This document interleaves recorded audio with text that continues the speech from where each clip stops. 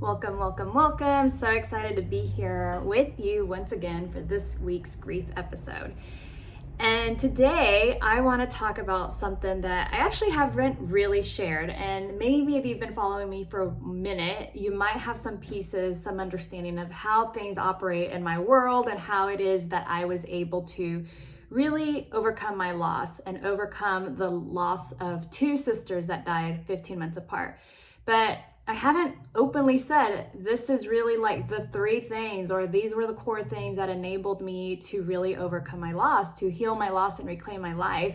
And that's what I want to do with you today. I want to share what it is that really helped me in my mind to finally heal my loss and let go of all the grief, right? Because at the end of the day, if you've experienced loss, if you experienced divorce, if you've experienced something that was not in your plans, unemployment, shit that's not in your plans, that all does produce grief. And yet, in this world, this day and age, and society, it's not okay to feel out what's going on with grief. So there's already like a taboo around the damn topic. It's like not okay. And then you're faced with this damn grief and you don't know what to do. And of course you don't know what to do, because how would you know how to handle your loss? Like, nobody teaches us how to deal with grief.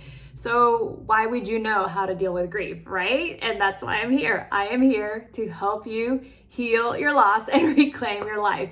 So I want to tell you about the three things that really helped me ultimately. Like, if I really just narrow it down to these three things of what helped me in my loss and like even in everything I've gone through, like all my losses, past losses with boyfriends, unfulfilled careers, unfulfilled relationships. I'm happily married now, but I had to like process all of that grief that I was carrying around. I had to process it so I can let it go and show up for my husband and show up really for my relationship, which enabled me to attract my husband. I had to let go of all that, but really I had to process it. And it's the same thing with grief. I had to like go to the grief, process it, and then come back to live my magical life, to live this life that I've created. So all that to say that there's really three things that I really fundamentally believe in, and I think is important for anybody that has going through loss, through any type of experience or anything like divorce. I have a lot of divorce clients actually that I help with and assist with, and these three things are important. The first two is like for anybody, and the last one is for death. But these three things are super important. So the first one, there's like two in one. So it's like essentially a freebie, if you will. But the first one is understanding that you are not your grief. And I know it sounds so simple, but if you don't understand that you are not your grief, that you don't like, if you understand that that grief is separate from you, then grief is going to own you. Grief will take you for a ride. Grief will like bring you down, bring you up, bring you like, leave you kicked on the ground. It's like, kicks you, right? But if you know that you're separate, and when you have your grief moments, when you have the grief attacks, as I like to call them, when you're going through your grief journey, then you know that it's just part of the learning how to dance. It's not that the grief has become you and you have morphed into this grief and therefore your life is over. And I know that sounds crazy, because it's like when we have loss, when we have experiences, it feels as if our life is over, which is natural, that's normal. And yet separating out the two, that like there's me, who I am when I'm aligned, who I was when my loved one was here, who I was when my ex-husband was here, ex-wife, who I was when we first met and everything was amazing, who I was when I was aligned. That person has not gone away. It may feel like they're gone because of the death or the loss of this or this experience. It may feel like this person is the one that died. This person hasn't died. This person hasn't gone away. You truly are separate. You truly are your magical self with grief, right?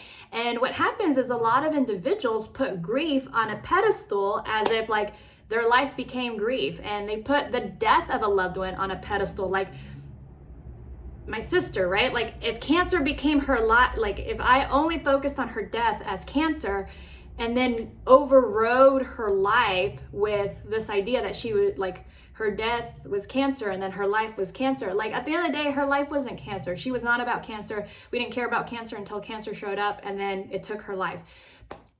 My memories of her are not about cancer. They're not about like those last 11 months. I just don't go there because it's not relevant. That's not her life. That's not how I remembered her. Like, that's just not like the memories. And if she were here, she'd probably kick my ass and say, stop thinking about me and the cancer. Like, that wasn't even me. I was like weak and da da da. Like, don't think about me, right? So, yet, so many individuals put grief and the how somebody dies or the divorce or the COVID, like people put COVID on a pedestal, like COVID has killed my life. Like, COVID didn't do shit to you. I mean, like, yes, there's some individuals that have been severely impacted by COVID. There's others that have not been impacted by COVID. I'm speaking to the ones that have not been really directly impacted. But even if you've been impacted by COVID, at the end of the day, like, it's not about putting that on the pedestal. It's about you choosing your life and choosing how to respond to it, which brings me to the second thing on really like how I was able to process it. So that's the first thing. I just want to recap. It's not about putting grief or the event on a pedestal. Like, you are still magical. Your loved one's life is still magical and was magical, and the memories are really magical. That's the overarching thing, not this thing of putting grief on a pedestal or putting death on a pedestal and then letting that override our lives. It's really about, no, I am Diana facing loss. I have grief. I need to understand it. What is going on? But I'm not going to put grief on my pedestal and then go around my day like grief is driving me, because that's the truth. I am separate from the grief. So that leads me to number 2. I also recognize that these feelings are real. Grief is real. So I'm not here to tell you, ignore that grief didn't happen or your loss doesn't matter. It absolutely matters. And so when you know that grief is separate from you, then you can get to know the grief. You can get to know and say, hey, what am I feeling? What are the emotions? What is going on? Let me understand this so that as it shows up, as I have my grief moments, as I have my grief attacks, then I know how to respond to it. I know how to work with it, versus the grief is on a pedestal and then most people just run away. Like, it was like, pain, sadness, running the other direction and doing anything at any cost to avoid the feelings. But here's the thing, right? This is part of there is real grief that needs to be acknowledged, needs to be recognized. And so for me, it really became about having that relationship with my grief. And I learned to dance with it. I've always shared that on the anniversaries of my sisters, when they pass, I take my day off, I decompress, I am out, I do not talk to people, I take my moment and I recap it the next day or the following week. But I just know, I just get triggered on that day. It's like a few years at this point and I don't know what's going to happen. I don't know generally if like I'm going to be up or down. I don't really care about that anymore. Like, I don't care that I'll get triggered. I just acknowledge something could happen. I might get triggered. I might start crying. I might start bawling. Or I might actually be happy. And then later on be really confused. I was like, whoa, I'm really happy. That's kind of weird. That was a first. That just happened to me the last anniversary. Like, I was really happy. And so that's really great, right? Because I was like, oh, I'm finally like, I really live with my grief. Hence why I'm grieve and live, right? So I share that because I learned to dance with it, and grief doesn't own me, but I respect it, I honor it, and I know when things show up, when the triggers happen, it just happens, and there's no judgment around it. It's just natural because I am human. We are all human. We are all having life experiences. We're all having these losses. We're all having these journeys.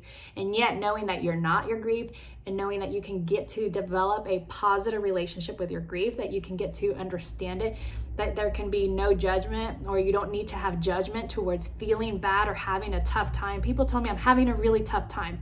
Great, let's understand why you're having a tough time. Versus, I'm having a tough time and I'm like, oh no. It's like, I don't say, oh no, you're having a tough time. Let's like figure this out. Like, let's stop that. It's like, no, let's understand it. Let's understand what's going on so that you can process and heal. Because something needs to get processed. Something needs to get healed. Really, most of the time, it's like we just need to process what is showing up.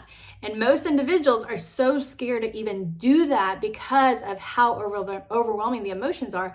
And I totally get it.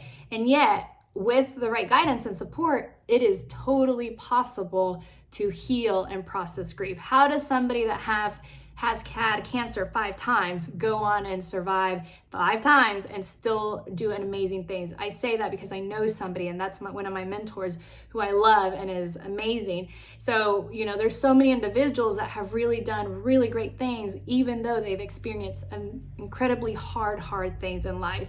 So I'm not saying that to say that your experience isn't hard, because I know that grief is hard. What shows up when we have things not go our way, or things like really like that rug pulled under, I know that can be really tough. And yet I know that when you learn to process it, when you learn to live with it, you can actually really have a beautiful relationship. Hence why my business, why coaching, is called Grieve and Live. And that's what I'm here to help you do that. And the third thing that really helped me in how I processed my loss was really, at the end of the day, I just don't believe that my sisters are gone. And I've shared that so many times, that I receive so many signs from them. Yes, they are physically gone. Yes, they are not. I can't just call them or send them a WhatsApp or whatever.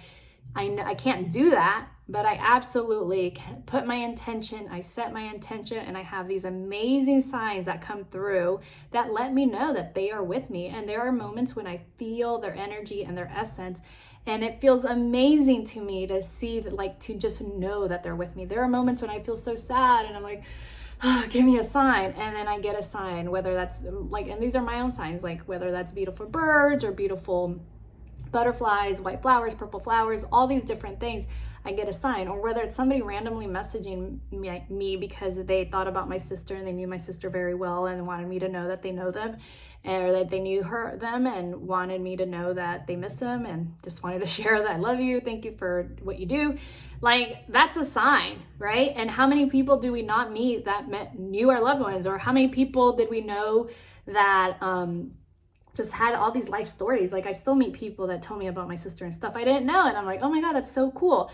And oh my God, that's a sign my sister wants me to know about her, So at the end of the day, for me, specifically, this last one is for death. I don't believe that they are gone. Like, they're not. They're here in spirit and their essence and my heart. Like, there is not a single day that I don't think about them. So they're not gone, right? Like, they're like their memories are here. So what makes them gone? What makes them gone is they're physically not here. But outside of that, the memories are very well alive. The love I have is very well and alive. And how excited I am to talk about them. Yeah, I have my moments. Again, I get sad a bit. But for the most part, it's all very positive. I can tell you exactly who they were, what they were about, what they stood for, what they would be doing today if they were still here. And that brings me so much joy. So for me, knowing that they're not gone, even though they're gone physically, but not really gone in spirit, like, that's it, So it really comes down to, that you're not your grief, because you're an awesome being, you're majestic. You know that you have the strength, the power, the inner being, knowing that you can learn how to dance, how to process anything that shows up, the emotions. And then if you have had a situation where your loved one is physically not here, that they're not, although they're physically gone, they're not physically gone, because your memories are well alive. Your love is alive. Nothing can take that away. So for you, where are you giving your power away to grief? Where are you giving it so far away that you're forgetting who you are, because you're so focused on the grief versus the memories, versus who you are, what drives you, what excites you, and most importantly, like, what would your loved one want? What would your loved one want for you? For anybody that's facing divorce, who were you before you got married, or when you were in that honeymoon stage? Who were you? Who was that person that attracted that awesome being? And yeah, it didn't work out, but there was a majestic person in there inside that attracted this amazing other being. And while it didn't work out, that doesn't mean you can't go back to that person. That person is still there deep inside. So don't forget that, because at the end of the day, all of our life experiences are just life experiences. And when the rug gets pulled out, it's just a speed bump in the journey called life. So I love you all, and I will talk to you soon. Tell me what you think, because it's so true. Like, truly, if you understand these 3 concepts, you're like more than halfway there. I'm here to support you as always. I'm here to like guide you, honor you, hold the space, whatever it is. Send me a DM, send me a comment. I love it when you guys comment. And I just want to know, like, what do you think? What do you need support on? I love you all, and I will chat with you guys soon. Bye.